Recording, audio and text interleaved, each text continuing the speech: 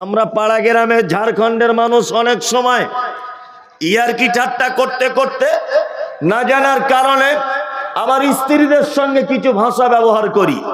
কি ভাষা ব্যবহার করি? নাসিমা, তোমার চোখ দুটো আমার মায়ের মতো। তুমি যখন হাঁটো না, পিছন দিক দিয়ে আমার মায়ের মতো লাগে দেখতে। তোমার হাতটা না, এগুলো আমার মায়ের মতো একদম হাত। অনেক সময় না জানার কারণে কোনো লোক তার স্ত্রীকে কথা বলে।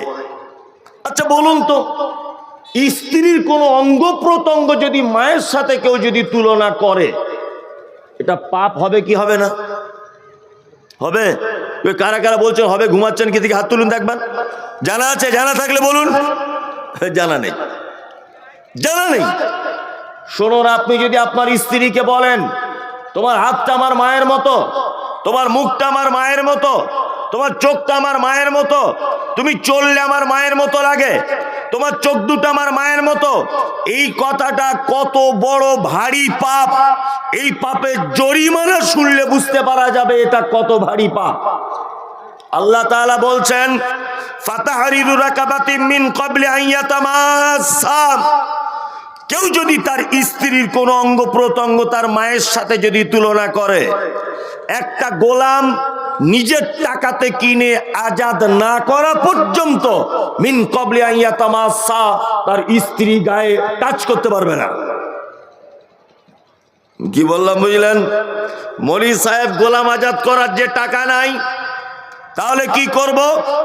আল্লাহ দ্বিতীয় অপশন দিচ্ছেন, ফাইলাম ইয়াজিদ ফাসিয়ামু শাহরাইনে মুতাতাবিআইন। কেউ যদি তার স্ত্রী কোন অঙ্গ মায়ের সাথে তুলনা করে, একটা গোলাম আজাদ করে দিতে হবে। গোলাম যদি আজাদ করতে না পারে, ফাইলাম ইয়াজিদ ফাসিয়ামু শাহরাইনে মুতাতাবিআইন, তাহলে ওই লোকটার জরিমানা হিসাবে 60টা সিয়াম পালন করতে হবে, 60টা রোজা রাখতে হবে। কটা? এক মাসের রমজানের রোজাই তো রাখতে পারে না। রাখা যায়? এক মাসে তো রোজা 30টা তাই রাখে না, 29টা তাই রাখে না। আল্লাহ তাআলা বলছেন শাহরাইনে মুতাতাবিআইন, এ পাপের জরিমানা 60টা রোজা রাখতে হবে। এই আর একটা কথা বলে দিই, মাঝখানে 58টা রোজা রেখেছে, 59টার দিন কোনো কারণে রোজা ভেঙে গেছে, আবার প্রথম থেকে চালু। 55টা হয়েছে, একটা রোজা ভেঙে গেছে, আবার প্রথম থেকে চালু। 50টা রোজা করেছে, একটা ভেঙে গেছে, আবার প্রথম থেকে চালু। এর নাম হচ্ছে শাহরাইনে মুতাতাবিআইন, অর্থাৎ পাইদার পায় পরস্পর পরস্পর 60টি রোজা তার জরিমানা। দ্বিতীয় জরিমানা কি হলো? 60টি রোজা করবে, সিয়াম পালন করবে, তাই তো? এই দেখুন, এবার আপনাকে দেখায়, একটা লোক গোলাম আজাদ করতে পারে না, 60টা রোজা করার ক্ষমতা নেই। আল্লাহ তারপরে আবার বলছেন ফাইলাম ইয়াস্তাতি ফাইতামু সিত্তিনা মিসকিন, ওই লোকটার শেষ জরিমানা 60 জন মিসকিনকে খেতে দিতে হবে। কতজন? 60 জন। মিন ক্বাবলি আন ইয়াতামাসসা, তার স্ত্রী গায়ে হাত দেওয়ার আগে 60টা মিসকিনকে খাওয়াতে হবে। আচ্ছা বলুন তো, তার মানে এটা বড় পাপ না ছোট পাপ? হ্যাঁ, বড় পাপ না? তাহলে বউকে কোনোদিন এরকম কথা বলবেন না, তোমার হাতটা, তোমার পেটটা, তোমার মুখটা, তোমার নাকটা আমার মায়ের মতো, এটা বলা যাবে? এটাকে বলে জিহার, তাই না? আল্লাহ পবিত্র আল কোরআনে এই ব্যাপারে একটা সূরা পর্যন্ত অবতীর্ণ করেছেন। কদ সামিআল্লাহু কাওলাল্লাতী তুজাদিলুকা ফি জাওজিহা ওয়া তাসতাকি ইলাল্লাহ, একটা সূরা পর্যন্ত অবতীর্ণ করেছেন, সূরা মুজাদালা। আপনাকে আমি যেটা বোঝাতে চাইছি সেটা হচ্ছে এই তিনটে, এই পাপটা 3টে জরিমানা। কটা? কটা? 3টা। আচ্ছা বলুন তো, 2টো জরিমানা কি দিয়ে? সাদাকা দিয়ে, দাম দিয়ে। গোলাম আজাদ করতে গেলে টাকা দিতে হবে না? হবে কি হবে না? আর তৃতীয়টা, 60 জন মিসকিনকে খাওয়াতে গেলে টাকা লাগবে কি লাগবে না? লাগবে। তার মানে বোঝা যাচ্ছে যে এই পাপে 2টা জরিমানা টাকা দিয়ে, দান করে। আপনি অবাক হবেন, পবিত্র আল কোরআনে যত জায়গায় জরিমানার কথা বলা হয়েছে প্রতিটা জায়গাতে সাদাকার কথা বলা হয়েছে আর সিয়ামের কথা বলা হয়েছে। তার মানে জাহান্নাম থেকে বাঁচার, জান্নাতে যাওয়ার সব থেকে দুটো পথ, ভালো পথ, এক হচ্ছে সাদাকা আর এক হচ্ছে নফল সিয়াম। আল্লাহ নবী সাল্লাল্লাহু আলাইহি ওয়াসাল্লাম তিনি বলছেন, কোন মানুষ যদি আরাফার দিনে যদি সিয়াম পালন করে বিগত এক বছরের, আগামী এক বছরের পাপ তার ক্ষমা করে দেওয়া হবে। কেউ যদি মুহররমের সিয়াম পালন করে আশুরার, তাহলে বিগত এক বছরের পাপ তার ক্ষমা করে দেওয়া হবে। নফল সালাত আর নফল দান এত পাওয়ারফুল ইবাদত, আল্লাহর দরবারে অকল্পনীয়। এইবার আপনাদেরকে একটা কথা বলি, মুমিনদের আল্লাহ তাআলা একটা শর্ত দিয়েছেন। কি শর্ত? আল্লাহ বলছেন, আল্লাযীনা ইউমিনুনা বিল গায়বি ওয়া ইউকিমুনাস সালাত ওয়া মিম্মা রাযাকনাহুম ইউনফিকুন। তোমরা যারা মুমিন হতে চাও, তোমরা যারা ঈমানদার, তোমাদের অনেক শর্তের তিনটে শর্ত হচ্ছে এই: না দেখে আমার সমস্ত কিছুকে বিশ্বাস করে নেওয়া। কিয়ামত হবে এটা বিশ্বাস আছে? আছে? আছে। হাসরের মাঠ হবে এটা বিশ্বাস আছে? জান্নাত জাহান্নাম বলে একটা কিছু আছে, এটা বিশ্বাস আছে? আল্লাহ তাআলা বলছে গায়ব, যেগুলো তোমার জানার বাইরে, অথচ আমি কোরআনে বর্ণনা করে দিয়েছি। এটা তুমি দেখতে পাও আর না পাও, প্রমাণ করতে পারো আর না পারো, প্রমাণ হোক বা না হোক, আমি বলে দিয়েছি, এর প্রতি ঈমান রাখতে হবে। দুই, ইউকিমুনাস সালাত। আর মুমিন হতে গেলে আর একটা গুণ হচ্ছে সালাত আদায় করতে হবে, নামাজ পড়তে হবে। নামাজ পড়েন তো? 5 ওয়াক্ত নামাজ পড়েন? হ্যাঁ, 5 ওয়াক্ত নামাজ পড়ে না, নামাজ পড়ে না, তাই না? জি, যারা নামাজ পড়ে না তাদের এই দান যারা করছে 1 টাকা কবুল হবে না। কি বলছি বুঝতে পারছেন? যারা দান করছে মাদ্রাসা মসজিদে 1 টাকাও কবুল হবে না। কি বলছি বুঝতে পারছেন? যদি বলছেন মৌলভী সাহেব তাহলে টাকাগুলো ফেরত নিয়ে না, কোনো অসুবিধা নেই, তবে কবুল হবে না, এ কথা একদম চূড়ান্ত। কারণ এখানে যদি কোনো মানুষ ভাবে যে আমি 1 কোটি টাকা দান করে দিব, নামাজ পড়বো না, জান্নাতে যাব 1 কোটি টাকার বিনিময়ে, চলবে? চলবে না।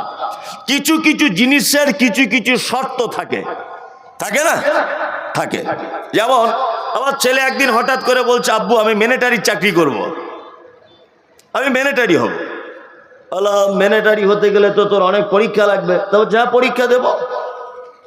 আমার ছেলে লিখিত পরীক্ষা দিয়েছে, ফার্স্ট হয়েছে, মৌখিক পরীক্ষায় ফার্স্ট, দৌড়িয়েছে first, long jump first, high jump first, প্রতিটা পরীক্ষাতে 100-100।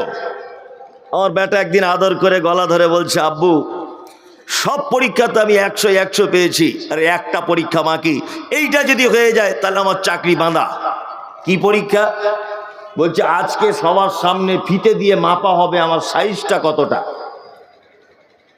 এখন আমার ছেলের সাইজ 3.5 ফুটের একটু বেশি। আচ্ছা বলুন তো, কিয়ামত পর্যন্ত আমার ছেলে যদি ট্রেনিং দেয়, মিলিটারির চাকরিতে চান্স পাবে? পাবে? বেটে লোক মিলিটারিতে চান্স পায়? পাবে? পাবে না। ও হেডমাস্টার হতে পারে, ও বিডিও হতে পারে, ও অন্যান্য ডিপার্টমেন্টের বড় অফিসার হতে পারে, এই চাকরি কখনোই পেতে পারে না। কারণ এই চাকরিটার শর্তই হচ্ছে আপনার হেলথ ভালো হতে হবে, বডি ভালো হতে হবে, লেখাপড়া কম জানলেও চলবে, কিন্তু আপনার চেহারা স্বাস্থ্য ভালো হতে হবে। তা এই চাকরিটার শর্ত যেমন লম্বা ভালো হতে হবে, আল্লাহ জান্নাতের শর্ত দিয়েছেন একটা, সেটা হচ্ছে এই, মা সালাকাকুম ফি সাকার ক্বালু লাম নাকু মিনাল মুসাল্লিন। একজন জাহান্নামীকে জিজ্ঞাসা করা হবে, তুমি কেন জাহান্নামে এসেছো? ও তখন বলবে ক্বালু লাম নাকু মিনাল মুসাল্লিন, আল্লাহ আমার সব ভালো কাজ ছিল, সব কল্যাণকর কাজ ছিল, কিন্তু আমি শুধুমাত্র নামাজ পড়িনি, এই কারণে আমার থাকার জায়গা আজকে জাহান্নাম। তার মানে দান করেছে, জমি দান করেছে, মাদ্রাসায় ঢালাই দিয়ে দিয়েছে, 12 কুইন্টাল রড দান করেছে, জীবনে কারোর গাছের পাতা কেটে খায় না, জীবনে জমির আল কাটে না, আত্মীয়তার সম্পর্ক ভালো, সমস্ত ব্যাপারে তার ভালো, শুধু লোকটা নামাজ পড়েনি, থাকার জায়গা কোথায়? জাহান্নাম। তাহলে একটা ইমানদারের দ্বিতীয় শর্ত কি? সালাত আদায় করবে, তাই তো? তৃতীয় শর্ত কি? অমিম্মা রাযাকানাকুম ইউনফিকুন। তার তৃতীয় শর্ত হচ্ছে আল্লাহ যে রুজি দিয়েছে, এই রুজি থেকে আল্লাহ রাস্তায় খরচা করবে। এখন আপনার যে ব্যাংকে টাকাটা, আপনার যে 2 বিঘা জমিতে ধান, আপনার যে ভুট্টা রয়েছে মাখই, আপনার যে জমিতে রাই রয়েছে, বলুন তো এই টোটাল সম্পদের মালিক কে? কে? আল্লাহ। আল্লাহ না? আল্লাহ। আল্লাহ বলছে তোমার টাকা আমি চাইছি না, অমিম্মা রাযাকনাহুম ইউনফিকুন, আমি যে রুজিটা তোমাকে দিয়েছি ওই রুজি থেকে তুমি আমার রাস্তায় খরচা করো। তার মানে আল্লাহ আপনার টাকা চাইছে না, আল্লাহ কার টাকা চাইছে? আমি যদি আপনার কাছে 20,000 টাকা রাখতে দিই, ভালো করে বুঝবেন, আমি এনার কাছে 20,000 টাকা রাখতে দিলাম, যা আপনি আমার এই 20,000 টাকাটা রেখে দেন সভাপতি সাহেব। আমি যদি কালকে আবার বলি আমার টাকাটা আমাকে ফেরত দিয়ে দেন, আচ্ছা দোয়া লাগবে কি লাগবে না? লাগবে কি লাগবে না? যদি উনি না ফেরত দেন তাহলে ভুল করবে না ঠিক করবে? হ্যাঁ, ভুল করবে। আল্লাহ কোরআনে শব্দ ব্যবহার করছে অমিম্মা রাযাকনাহুম ইউনফিকুন, তোমাদেরকে আমি যে রুজি দিয়েছি রুজি আমার, আমার রুজি থেকে, আমার মাদ্রাসা থেকে যখন আসবে, আমার মসজিদ থেকে যখন আসবে, আমার সৃষ্টি একটা এতিম যখন আসবে, আমার সৃষ্টি একটা অন্ধ যখন আসবে, আমার সৃষ্টি যখন একটা বিধবা আসবে, আমার টাকা তুমি রিটার্ন করে দাও তার কাছে, আমি তোমার রুজি দিয়েছি, তোমার রুজি থেকে আমাকে ফেরত দিয়ে দাও। এ কথা বলছে কে? হ্যাঁ, আল্লাহ। তাহলে আমাদের রুজির মালিক কে? কথা বলুন কে? আল্লাহ। ফেরত চাইছে কে? আল্লাহ। ফেরত দেওয়া লাগবে কি লাগবে না? পরের মাল যদি ফেরত না দেন ভুল না ঠিক? ভুল। তার মানে দান আপনাকে করাই লাগবে, কোনো উপায় নেই। আল্লাহ নবী সাল্লাল্লাহু আলাইহি ওয়াসাল্লাম তিনি বলেন, ইত্তাকুন নার, তোমরা জাহান্নাম থেকে বাঁচো, ওয়ালা বিশিক্কি তামারিন, তুমি যে খাজুরটা খাচ্ছিলে দান করো, যে খাজুরটা খাচ্ছিলে তুমি, ওইটা খেতে খেতে যদি একটুখানি বাকিও থেকে যায়, ওই খাজুরটা, বাকি থাকা খাজুরটা তুমি আল্লাহ রাস্তায় সাদাকা করে দাও, তার বিনিময়ে তুমি জাহান্নাম থেকে বাঁচো। তবুও তোমাকে দান করেই জাহান্নাম থেকে বাঁচতে হবে।